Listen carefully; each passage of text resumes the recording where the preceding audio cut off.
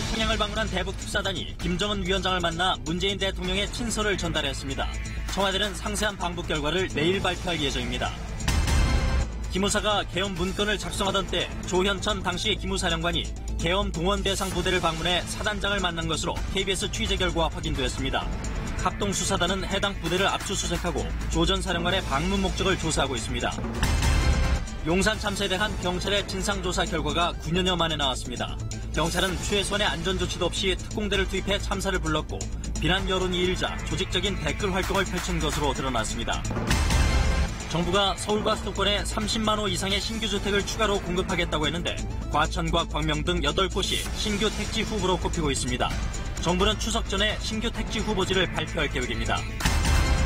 박삼구 회장의 가족묘와 선산관리에 협력업체 직원들을 동원했던 금호그룹에서 이번엔 한 계열사가 박 회장 선산 주변을 이른바 명당으로 만드는데 17억 원 넘게 쓴 정황이 드러났습니다. 여러분 안녕하십니까? KBS 9시 뉴스입니다. 문재인 대통령의 대북 특사단이 오늘 평양을 방문해서 김정은 위원장을 만났습니다. 대북 특사단은 문 대통령 친서를 김 위원장에게 직접 전달했고 만찬을 나눈 것으로 보입니다. 첫 소식 정현욱 기자입니다. 문재인 대통령의 대북 특별사절단은 오늘 오전 7시 40분 공군 2호기 편으로 평양으로 향했습니다. 단장인 정의용 청와대 국가안보실장을 포함한 5명의 특사단 외에도 관계부처에서 파견된 6명의 실무수행원이 동행했습니다. 오전 9시쯤 평양국제비행장에서 리선권 조평통 위원장을 비롯한 북측 통일전선부 관계자들이 특사단을 영접했습니다. 도착 직후 고려호텔에서 김영철 통일전선부장과도 만나 환담을 나눈 특사단은 오전 10시 22분 장소를 옮겨 공식 면담에 들어갔습니다. 바로 이 자리에서 특사단이 김정은 국무위원장과 만나 문재인 대통령의 친서를 직접 전달한 것으로 보입니다. 오찬전까지 계속됐을 것으로 추정되는 공식 면담에서는 특사단이 준비해간 여러 의제들에 대한 폭넓은 대화가 오갔을 것이란 관측입니다. 김의겸 청와대 대변인은 오후 6시 20분쯤 브리핑을 통해 특사단이 지금 만찬을 하는 중이라면서 누구와 만찬을 하는지는 확인되지 않고 있다고 전했습니다. 다만 오찬에는 김 위원장이 참석하지 않았다고 밝혀 만찬은 김 위원장과 함께했을 가능성이 높아 보입니다. 청와대는 특사단의 상세한 방북 결과를 내일 발표할 예정이라고 밝혔습니다. 3차 정상회담을 앞두고 김정은 위원장이 문 대통령에게 어떤 메시지를 보냈을지 주목됩니다. KBS 뉴스 정현욱입니다. 오늘 대북 특사단은 이달 중 열기로 한 남북 정상회담 세부 일정을 확정하고 북미 간 비핵화 협상의 돌파구를 만드는 것 등이 중요한 임무였습니다. 일단 특사단이 김정은 위원장을 만나서 문 대통령 친서를 전달하고 예정이 없던 만찬까지 가졌다는 점은 긍정적인 신호라고 해석됩니다. 이어서 김지선 기자입니다. 두 번째 대북 특사단을 평양으로 보내면서 문 대통령은 오늘 다른 공식 일정을 잡지 않았습니다. 청와대는 특사단이 보내온 팩스 내용을 3차례 짧게 공개했지만 문 대통령은 공식, 비공식 라인을 통해 여러 차례 현지 상황을 보고받았을 것으로 보입니다. 특사단 방북을 앞두고 문재인 대통령은 트럼프 미국 대통령과 50분간 전화통화를 했습니다. 84일 만에 이뤄진 통화에서 트럼프 대통령은 특사단이 좋은 성과를 거두기를 진심으로 바란다고 하고 결과를 알려달라고 말하며 특사단 방북에 힘을 실어줬습니다. 트럼프 대통령은 문 대통령에게 미국의 입장을 충분히 설명하고 우리가 마련한 중재안에 대해서도 논의했을 것으로 예상됩니다. 이런 한미 간 논의사항을 가지고 평양에 간 대북 특사단이 김정은 위원장을 만나 문 대통령의 친서를 전달하고 예정이 없던 만찬까지 하게 된 건 일단 긍정적인 신호로 해석됩니다. 청와대 고위 관계자는 특사단의 결과 보고를 들어봐야 알겠지만 예정이 없던 만찬이 있었던 것으로 보아 분위기가 나쁜 것은 아니라며 조심스럽게 예측했습니다. 한미 정상이 곧 열릴 유엔 총회를 계기로 직접 만나 한반도 문제에 관련한 협력 방안을 논의하기로 한 만큼 대북 특사단이 돌아오는 대로 한미 간 추가 논의가 이뤄질 것으로 보입니다. KBS 뉴스 김지선입니다. 청와대는 지금 대북 특사단의 방북 결과를 차분히 기다리고 있습니다. 또 내일 오전에 특사단이 발표하게 될 남북 간 합의 내용이 어떤 수준일지 등을 분석하고 있습니다. 청와대에 나가 있는 취재기자 연결하겠습니다. 김기현 기자, 특사단이 조금 전에 평양을 출발했다고 하던데요. 청와대에 도착하는 시각이 대략 몇 시쯤 될 걸로 보입니까? 네, 대북특사단은 만찬을 마치고 오늘 저녁 8시 40분쯤 평양국제공항을 이륙했다고 청와대가 밝혔습니다. 서해 직항로를 거쳐 오늘 밤 9시 50분쯤이면 서울공항에 도착할 것으로 예상됩니다. 차량을 이용해야 하는 상황을 감안하면 이곳 청와대에는 10시 20분쯤 도착할 것으로 예상됩니다. 문 대통령은 현재 관저에서 특사단 귀환을 기다리고 있는데요. 특사단은 청와대에 도착하는 대로 문 대통령에게 이번 방북 결과를 보고할 예정입니다. 네, 말씀하신 대로 방북 결과가 가장 중요한데요. 내일 발표하게 될 방북 결과를 예상을 해볼 수 있을까요? 네, 내일 오전 10시쯤 이루어질 것으로 보이는 방북 결과 발표는 먼저 특사단이 공언했던 대로 평양 남북 정상회담 일정과 의제가 확정됐다는 소식이 포함될 것으로 관측됩니다. 관례로 볼 때 평양 정상회담은 2박 3일이 될 가능성이 높고 문 대통령이 유엔 총회에서 트럼프 대통령과 회동을 유력하게 검토 중인 만큼 이번 달 셋째 주가 될 것이라는 게 청와대 안팎의 관측입니다. 여기에 연락사무소 개소식 일정을 포함한 남북관계 개선 관련 합의도 이루어졌을 가능성이 높습니다. 가장 관심이 쏠리는 부분은 비핵화 관련 논의 결과인데요. 추상적 수준이 아니라 교착 상태에 빠진 북미 협상의 돌파구를 마련할 내용이 나올지 여부는 미지수입니다. 한미 정상간 통화를 바탕으로 특사단이 방북했기 때문에 사실상 북미 간 간접 대화 성격을 띠고 있었던 만큼 결과에 따라 꽉 막힌 정세의 돌파구가 될 수 있어 보입니다. 지금까지 청와대에서 KBS 뉴스 김기현입니다.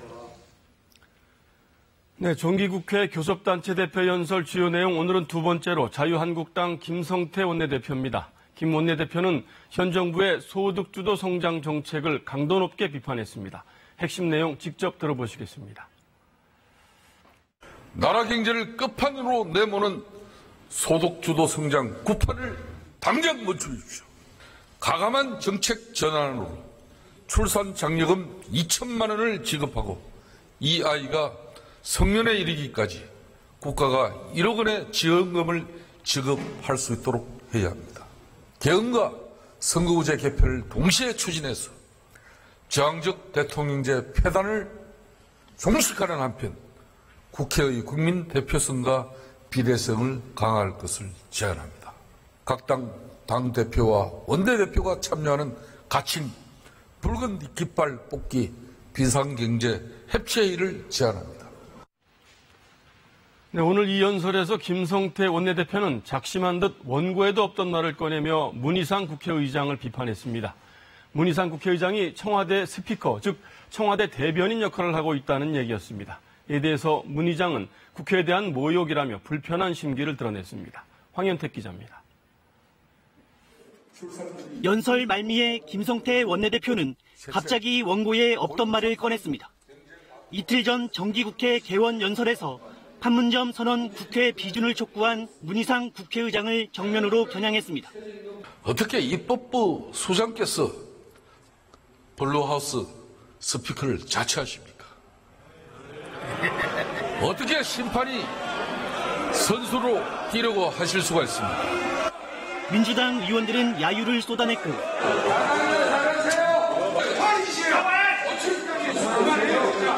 거꾸로 한국당 의원 속에선 격려와 박수가 터져나왔습니다.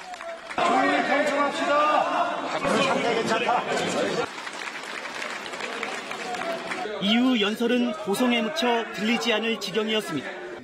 문 의장은 정치 인생을 걸고 청와대나 정부 말에 휘둘리는 일은 없을 거라며 불쾌감을 드러냈습니다. 국회의장을 모욕하면 국회의장이 모욕당하는 게 아니라 국회가 모욕당한다는 사실을 간섭 깊이 명심해 주시기 바랍니다. 두 사람의 설전은 장외에서도 이어졌습니다. 그러려면 그렇게 안 해야죠.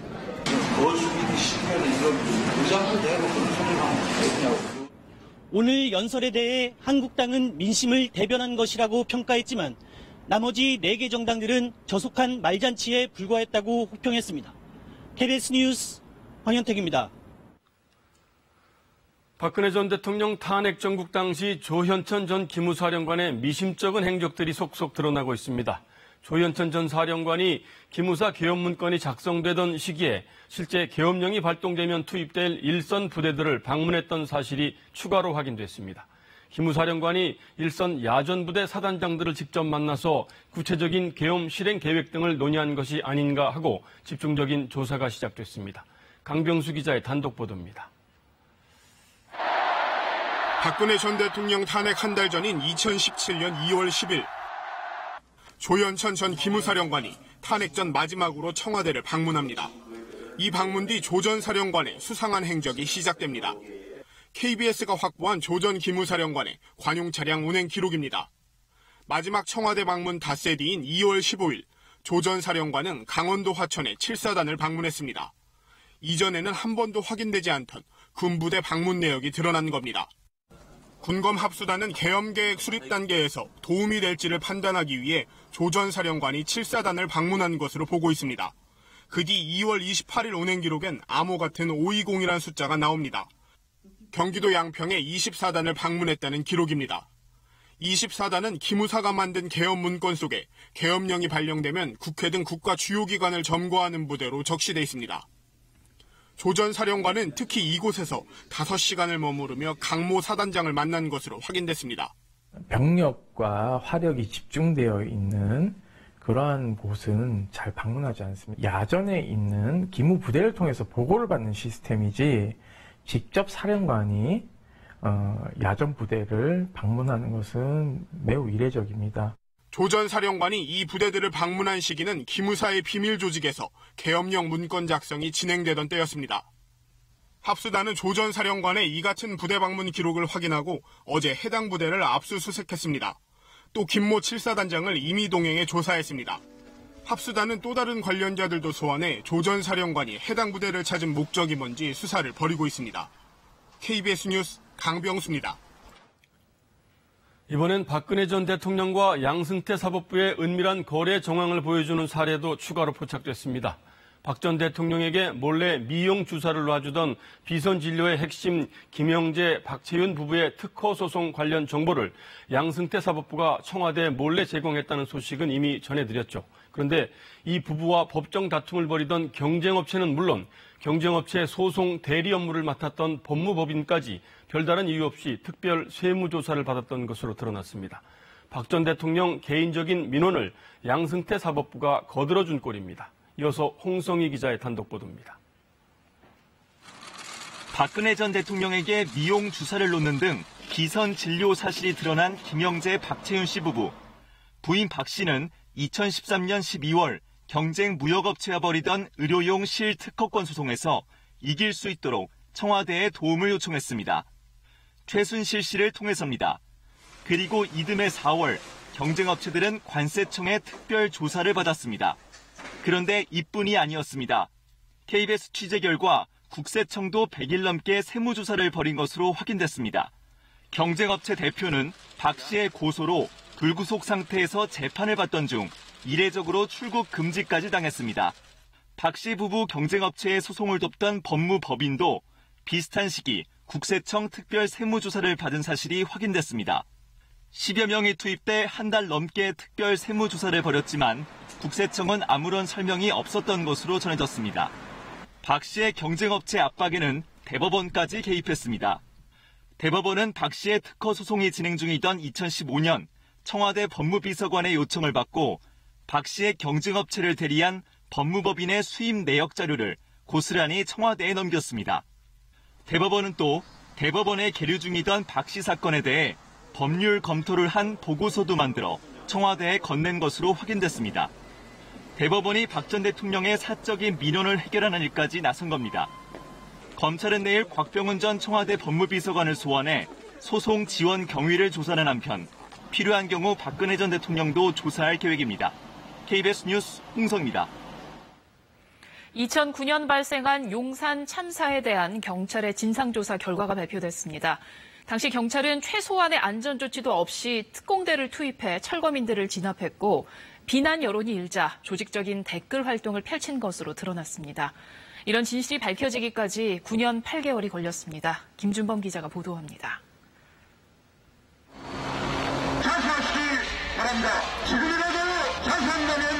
특공대원을 태운 컨테이너가 옥상에 접근합니다. 경찰 물대포와 퇴루가스에 돌과 화염병으로 저항합니다. 언뜻 용산 참사 현장 같지만 경기도 오산 세교지구 진압 현장입니다. 철거민이 막루 농성을 한 점, 경찰 특공대가 투입된 점, 인화 물질이 가득했던 점 다 같습니다. 하지만 사상자 규모는 큰 차이가 났습니다. 오산과 달리 용산에선 소방차가 2대뿐이었고 안전 매트리스도 없었습니다. 실제 작전에 앞선 예행 연습도 생략됐습니다. 오산은 50일 넘는 설득 끝에 강제 진압이 시작됐지만 용산은 25시간 만에 특공대가 나섰습니다. 저희들 판단에는 조기 진압을 목표로 해서 안전이 희생된 사건이다라고 판단합니다. 인명피해 직후 경찰은 조직적인 여론전에 돌입했습니다. 일선 경찰관들에게 경찰 진압의 정당성을 홍보하는 댓글 등을 작성하도록 하고 활동 실적을 수시로 취합했습니다. 업무상 무관한 사이버 수사 요원 900여 명이 동원됐습니다. 다만 진상조사위는 막루에 불이 붙은 직접적 원인이 철거민과 경찰 중 어느 쪽에 있는지는 밝히지 못했습니다. 진상조사위원회가 수사권과 기소권을 부여하지 않고 있기 때문에 한계가 있습니다. 진상조사위는 숨진 철거민과 특공대원 양측 모두에게 공식 사과하라고 경찰청에 권고했습니다. KBS 뉴스 김준범입니다. 이명박 정부 시절 이뤄진 경찰의 댓글 공작 의혹과 관련해 당시 경찰청장이었던 조현우 씨가 오늘 오전 경찰에 소환돼 조사를 받고 있습니다. 6개월째 수사 중인 경찰의 댓글 공작 문제는 조 전 청장에 대한 소환 조사로 수사의 성패가 갈릴 것으로 보입니다. 문예슬 기자가 보도합니다. 조현우 전 경찰청장은 소환 조사에 앞서 친정인 경찰에 강한 불만을 나타냈습니다. 참 황당합니다. 제가 왜 이런 것 때문에 이 포토라인에 서야 하는지. 정당한 여론 대응을 지시했을 뿐 불법을 지시한 적은 없다고 말했습니다. 허위 사실로 경찰을 비난하는 경우에 적극적으로 대응을 하라. 이렇게 지시한 것밖에 없습니다. 저는 정치에 관여하라고 결코 지시한 적이 없습니다. 특별수사단은 댓글 공작에 증거가 충분하다고 보고 있습니다.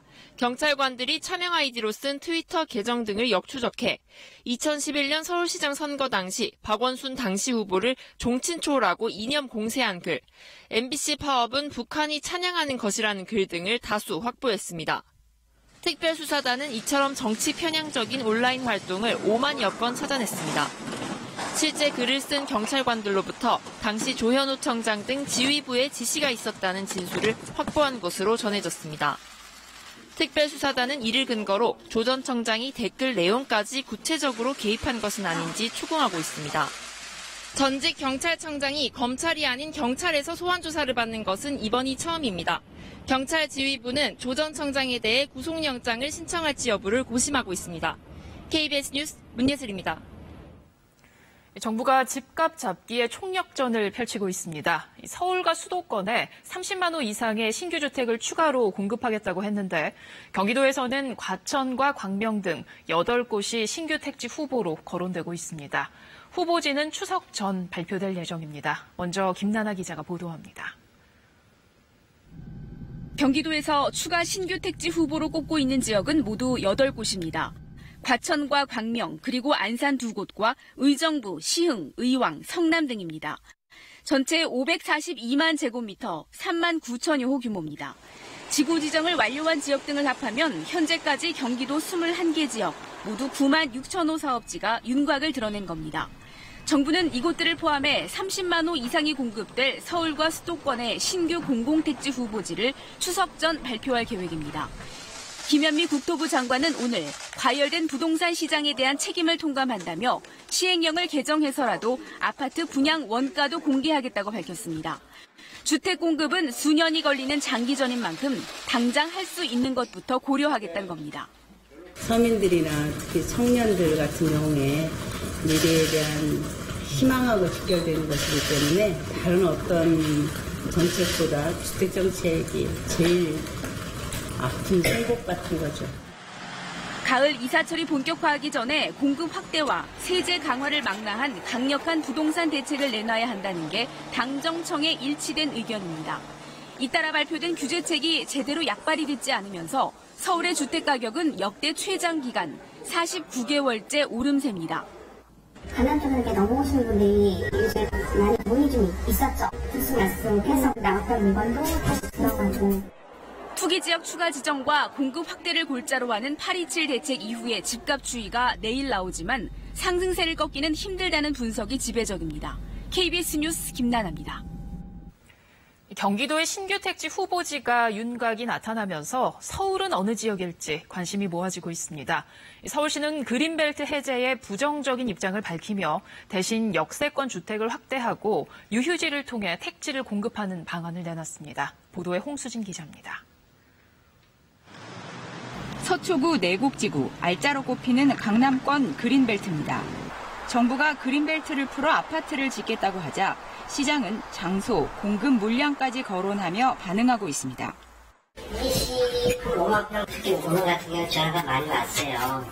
어느 쪽이냐, 내곡동이. 내곡동에서 할 때는 거기밖에 없으니까. 그린벨트 해제 최종 승인권은 국토부에 있지만 서울시 협조가 필요합니다. 서울시는 주택 공급수를 늘리는 정부 방침엔 공감한다면서도 그린벨트 해제엔 반대 입장을 고수하고 있습니다. 다만 서울시는 도심 상업지역이나 준주거지역에 공급되는 주상복합의 주택 비율을 늘리겠다고 밝혔습니다.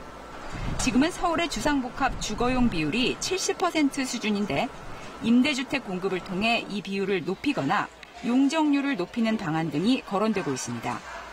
이처럼 규제를 풀면 역세권 등 도심의 주택 수요가 어느 정도 해결될 수 있다는 계산입니다.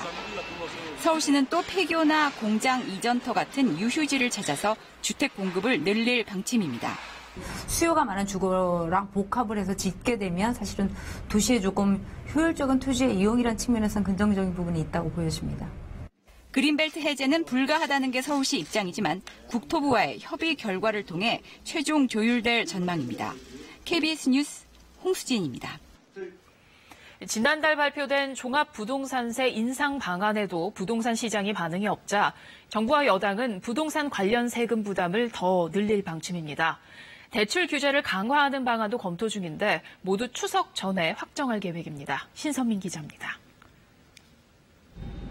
현재 국회에 제출돼 있는 정부의 종부세 개정안 골자는 종부세율을 최고 0.5%포인트 올리고 3주택 이상 보유자에게는 0.3%포인트의 세율을 추가해 세금을 물리는 겁니다.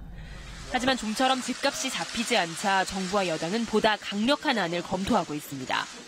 우선 최고 2.8%로 잡아놓은 종부세율을 더 높일 가능성이 큽니다. 해마다 5%포인트씩 2년 동안 90%까지 올리기로 한 공시가액 비율을 더 빨리 더 높이 올리는 것도 가능합니다. 시가 9억 원 이상 1주택자를 겨냥한 대책도 거론되고 있습니다. 집을 3년 이상 갖고 있다 팔 때 부여되는 장기 보유 특별공제 혜택을 줄이는 방안입니다. 양도세의 최대 80%를 빼주는 보유기간을 현행 10년에서 15년이나 20년으로 늘리거나 최대 공제율을 낮추는 안 등이 검토되고 있습니다.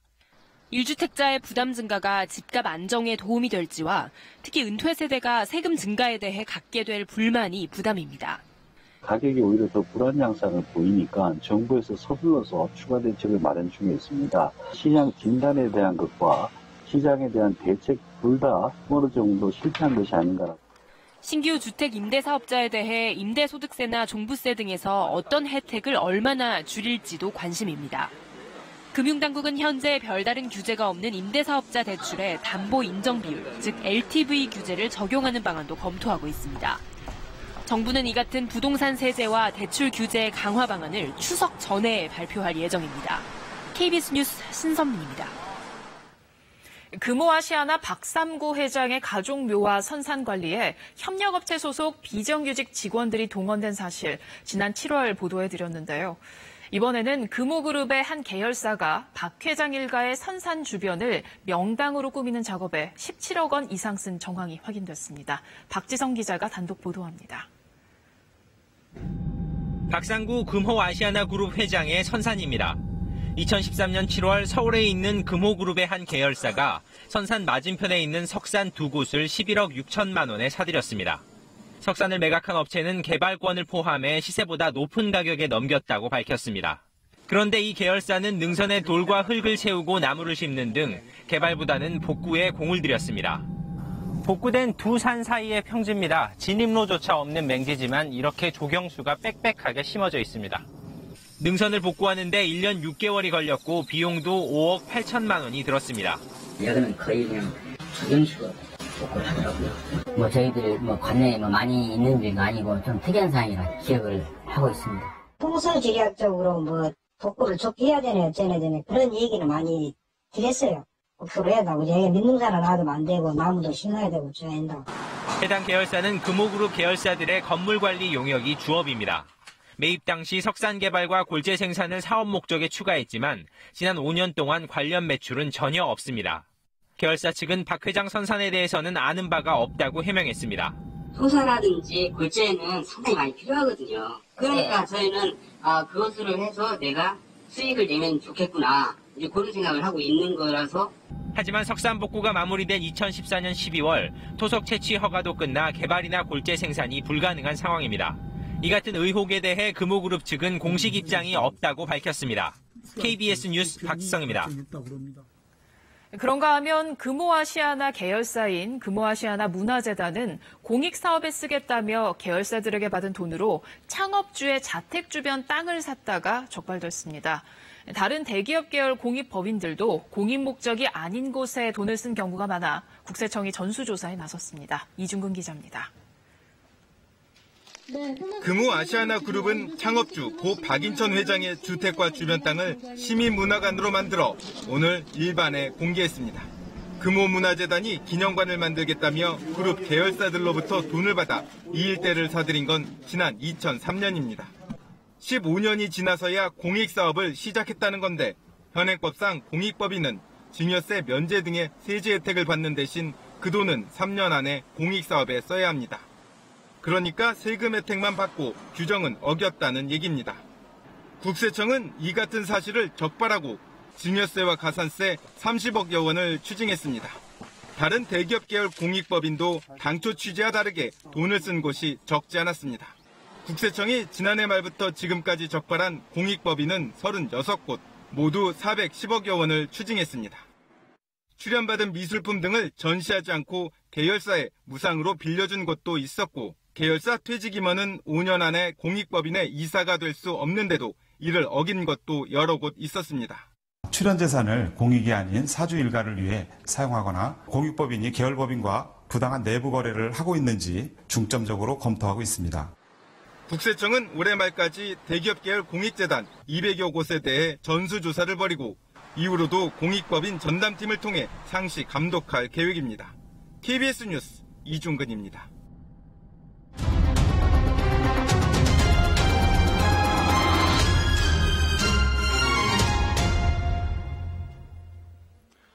우리 사회도 이제 국민 7명 가운데 1명이 노인인 고령사회가 됐습니다. 그런데 노인들이 가장 두려워하는 질병이 뭘까요? 바로 치매입니다. 고령사회 그늘이라고 할 수 있는 이 치매를 우리 사회는 어떻게 대응하고 있을까요? 치매로 고통받고 있는 한 80대 노부부의 사연을 통해서 우리 사회 치매 대비 실태를 알아봅니다. 조혜진 그리고 엄진아 기자입니다.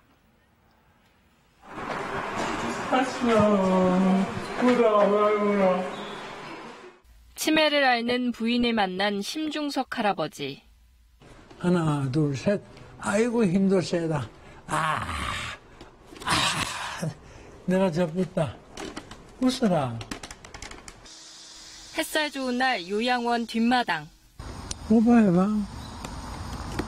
아이고 착해라 이뻐라. 당신 보고 싶어. 왜 자꾸? 울래 당신도 울어라. 집에 갈까? 나하고 집에 같이 갈까? 멀쩡하던 부인에게 병이 찾아든 건 6년 전. 왜 당신이 이 치매가 걸려가지고 이렇게 따로 떨어져 살아야 되느냐?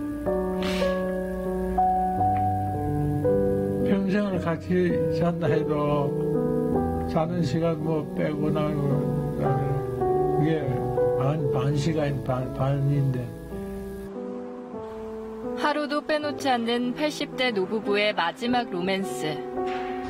하루라도 더 밥 먹여주고 간식 좀 준비해 오는 거, 지 몸에 좋다는 거 조금 하루라도 더 먹여주고 세상 떠났으면 좋겠습니다.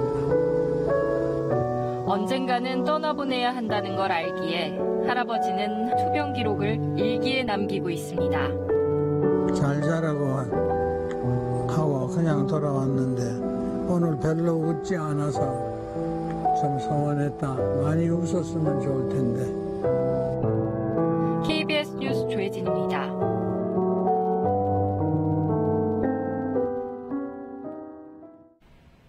함께 웃고 먹고 또 숨쉬던 공간. 시간이 지날수록 판단은 무뎌지고 기억도 감정도 언어도 서서히 잃어갑니다. 치매는 60세 이상 노년층이 가장 두려워하는 질환입니다. 누구나 피하고 싶지만 그 누구도 안심할 수 없다는 건 다음 수치를 보면 짐작할 수 있습니다. 국내 치매 환자는 72만 명으로 전체 노인 인구의 10%에 달합니다. 치매 전 단계인 경도 인지장애 환자는 180만 명, 노인 4명 중 1명인데 이들 중 10에서 15%가 실제 치매로 진행됩니다. 치매 환자 1명을 치료하고 돌보는 데는 연간 2천만 원 정도가 듭니다. 고령화가 심화될수록 치매 환자는 더 많아지고 그만큼 사회적 비용도 늘어나죠. 2년 뒤 18조 원, 2030년에는 34조 원, 2050년에는 100조 원을 넘어설 거란 전망입니다. 치매 환자를 돌보는 가족은 또 어떨까요? 간병을 위해서 회사를 그만두거나 일하는 시간을 줄였고 우울증을 경험했으며 자살을 생각해 본 적도 있었습니다. 사랑하는 가족이지만 희생 없이는 감당할 수 없는 일. 그래서 이들은 히든 페이션트, 숨은 환자라 불립니다. 정부가 치매를 가정이 아닌 국가가 책임지겠다고 공언한 이유이기도 합니다. KBS 뉴스 엄진아입니다. 치매는 국가가 책임지겠다. 치매 국가 책임제는 문재인 대통령 핵심 대선 공약 가운데 하나였습니다. 이후 1년여 만에 전국 지자체 곳곳에 치매 안심센터가 200군데 넘게 설치됐습니다. 그런데 실제 운영 상황은 과연 어떨까요? 김진호 기자가 다녀왔습니다. 한 자치단체의 치매 안심센터입니다. 치유를 돕는 텃밭, 기억력 회복을 도와주는 로봇, 전문 요양원이나 다름없는 시설에 만족도가 높습니다. 한시 웃음으로 이렇게 대해주고 어느 자식이 그냥 하겠습니까? 그런 게 오지 말아 해도 자꾸 오고 싶어요. 정부가 치매 국가 책임제를 선언한 지 1년. 하지만 이런 곳은 전국에 몇 되지 않습니다. 경기도의 다른 치매 안심센터. 덩그러니 직원 사무실만 있고 정작 환자 시설은 공사 중입니다. 환자를 돌볼 준비도 끝내지 않고 문부터 연 겁니다.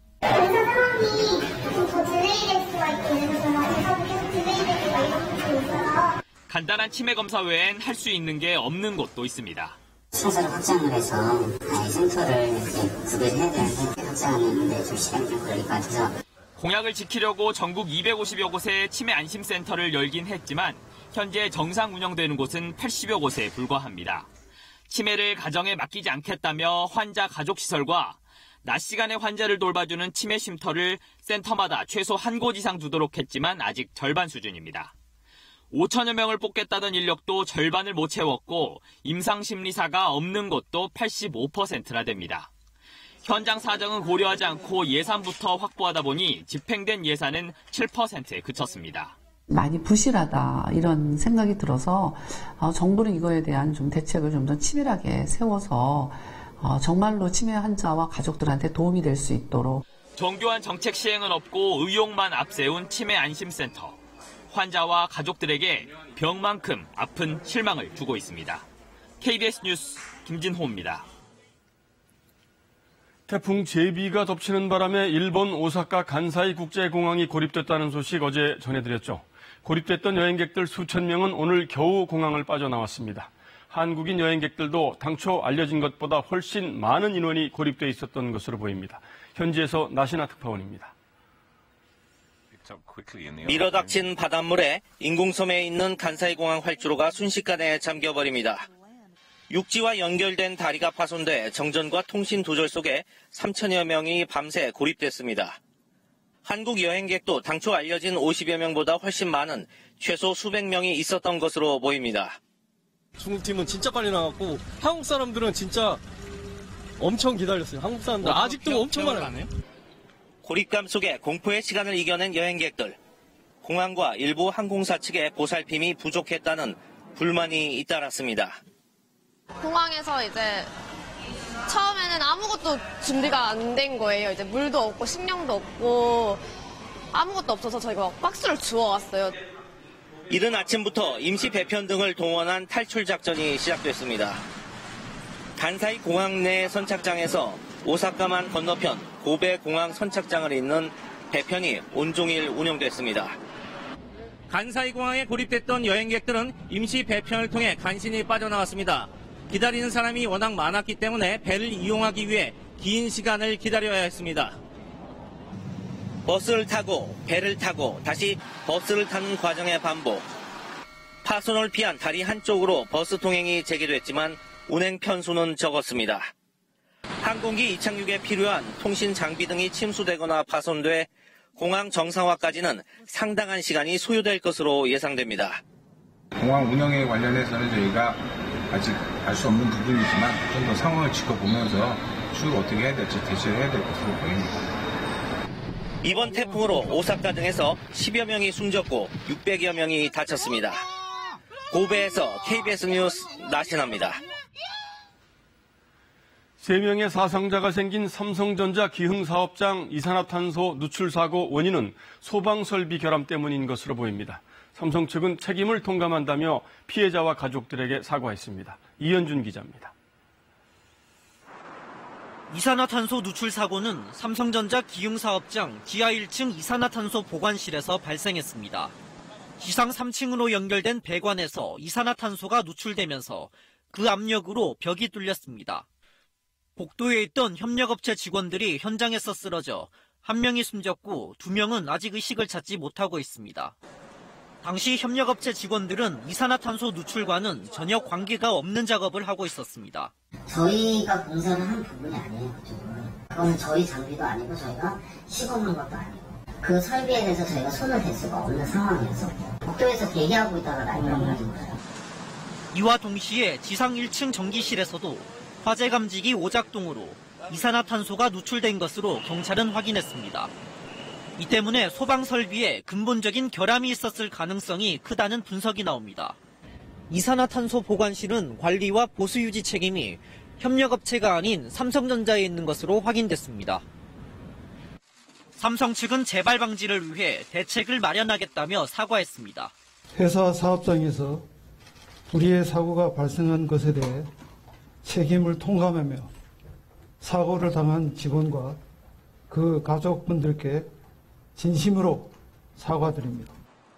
국립과학수사연구원은 사망한 협력업체 직원에 대해 이산화탄소 중독에 의한 사망으로 추정된다는 소견을 내놨습니다. 경찰과 소방당국은 내일 현장 감식을 통해 정확한 사고 경위를 파악할 예정입니다. KBS 뉴스 이현준입니다.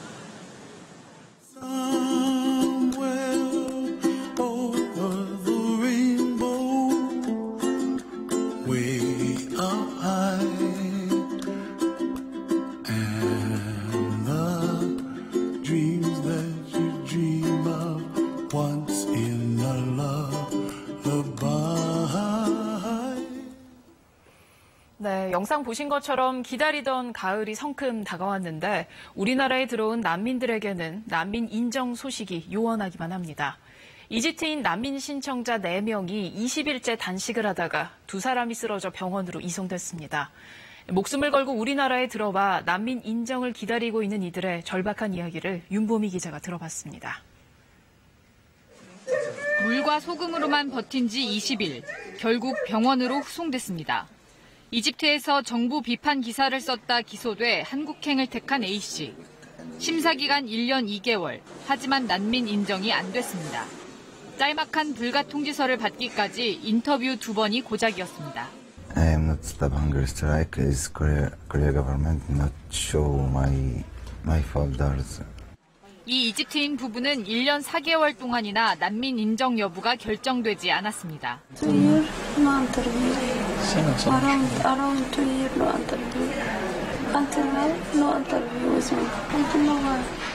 난민법은 6개월 안에 심사 결과를 내고 부득이한 경우 6개월까지 연장할 수 있지만 지켜지지 않고 있는 겁니다. 온갖 증거와 자료를 제출하였음에도 난민으로 인정받지 못하는 이유를 단 몇 줄의 한국어 이유 말고 구체적으로 알려달라고 하고 있습니다. 무조건 난민으로 받아달라는 것이 아니라 신속하고 공정한 심사를 바랍니다. 난민 심사가 평균 10달 이상 걸리면서 난민뿐 아니라 난민을 바라보는 시민들 시선도 곱지 않습니다. 본인이 원치 않게 이렇게 심사를 무기한 대기를 하고 있는데 이것이 이제 마치 이 사람들이 뭔가 당사자의 탓으로 이제 돌리게 되는. 제주도에선 예멘인 484명에 대한 난민 심사가 진행 중입니다. 한꺼번에 예멘인들이 입국하면서 문제가 커지자 법무부가 신속하게 나선 겁니다. 이르면 추석 전 이들에 대한 심사 결과가 나옵니다. KBS 뉴스 윤보미입니다. 버스기사 채용을 대가로 버스업체 노조 관계자들이 뒷돈을 받았다는 의혹이 일고 있습니다. 뿐만 아니라 버스 운행에 필요한 경력을 위조해준다는 폭로도 나왔습니다. 최진석 기자입니다. 기사 300여 명이 근무하는 시내버스 업체입니다. 윤모 씨는 이 업체 노조 간부의 계좌로 150만 원을 송금한 뒤 기사로 채용됐다고 말합니다. 돈을 받고 이사 시켜준다는 건 기본적으로 저도 알고 있었고 저는 150만 원이 좀 작게 되는 편입니다. 김모 씨도 노조 관계자에게 200만 원을 건네고 입사했다고 주장합니다. 조합 추천서 없이는 절대 입사가 안 돼요, 시내버스가. 그럼 그 추천서를 받기 위해서는 당연하게 줘야 된다. 심지어 버스기사 자격 요건인 1년 이상 대형차 운전 경력까지 위조하기도 합니다. 다른 업체에서 근무하는 정모 씨는 선배 기사에게 50만 원을 주고 대형버스 경력자가 됐습니다. 버스하고 관련한 면이었습니다. 네, 자기들이 다 알아서 해줍니다. 창원 지역 버스업체 3곳에서 이 같은 내용을 폭로한 기사가 50명이 넘습니다. 해당 업체들은 대부분 지인 추천 등을 통해 기사를 채용하고 있어서 사실상 추천 권한을 지닌 노조 관계자가 관여했다는 의혹이 일고 있습니다. 지점상에서는 제가 뭐라고 인터뷰할 건 아닌 것 같습니다. 사측에서는 그에 대해서 아는 게 없어요. 창원시는 지난해 운행 손실 보조금 등 160여억 원을 3개 업체에 지원했습니다. 시내버스 채용 비리 의혹에 대해 경찰이 본격적으로 수사에 나선 가운데 창원시도 이달 안에 종합감사에 들어갈 계획입니다. KBS 뉴스 최진석입니다. 국제사회는 대북 제재의 고삐를 풀지 않고 있지만 북중 접경 지역에서는 북한과 중국 주민들 사이에 경제 교류가 활발히 이루어지고 있습니다.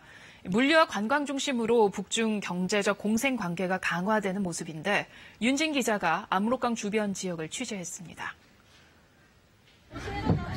매일 아침 평양행 국제열차가 출발하는 단둥역. 김일성, 김정일 휘장을 단 북한 주민들이 3355 모여듭니다. 상당수가 큰 짐 상자를 카트 가득 실었습니다. 하루 한 차례씩 단둥과 평양을 오가는 이 열차에는 객차마다 승객들이 가득 찼습니다. 길거리 광고판, 고급 호텔 로비 등 도시 곳곳에서 북한 관광 상품을 소개합니다. 어떤 상품 사람들이 제일 많이 좋아해요? 대북 제재로 문을 닫은 곳이 많다고 알려진 북한 식당. 소문과 달리 접경 지역 여러 도시에서 성업 중입니다. 올 상반기 북중 간 공식 무역액은 11억 달러로 지난해 절반 수준입니다. 하지만 통계에 잘 잡히지 않는 변경 무역의 현황은 사뭇 달라 보입니다. 현지 기념품 매장에선 남북 양측의 특산품을 나란히 팔고 있고 평양행 화물 운송 업체까지 눈에 띕니다. 단동과 신주의 어떤 살아가는 모습을 보면 지원과 원조의 개념이 아니고 경제 활동을 공유하는 그런 모습이 있습니다. 그렇기 때문에 자연스럽게 물건들이 오고 가는 거죠. 지난 수십 년 동안 일상적으로 압록강을 넘나들던 인력과 물자들. 오랜 세월에 걸쳐 형성된 변경무역의 도도한 흐름을 막기는 어려워 보입니다. KBS 뉴스 윤진입니다. 서울 숙명여자고등학교 시험 문제 유출 의혹을 수사하는 경찰이 오늘 학교와 전 교무부장 자택을 압수수색했습니다. 경찰은 수사관 15명을 학교 교장실과 교무실, 전 교무부장 자택에 보내 시험 문제 유출과 관련한 각종 서류와 컴퓨터 저장 장치 등을 확보하는 데 주력한 것으로 전해졌습니다. 가격 조사기관인 한국물가정보가 올해 추석 차례상 비용을 조사한 결과 재래시장에서 추석 차례상 품목을 구입할 경우 4인 가족 기준 비용은 23만 3,800원으로 지난해와 비슷할 것으로 예상된다고 밝혔습니다. 대형마트의 경우 29만 6천 원으로 재래시장보다 21% 비용이 더 들 것으로 전망했습니다. 문화체육관광부가 체육, 예술인들에 대한 병역특례제도 개선 논의에 대응하기 위해 이우성 문화예술정책실장을 단장으로 하는 전담팀을 꾸렸습니다. 전담팀은 예술계와 체육계 의견을 수렴하는 간담회를 거쳐 병무청, 국회 등 관계기관과의 논의에 참여할 예정입니다.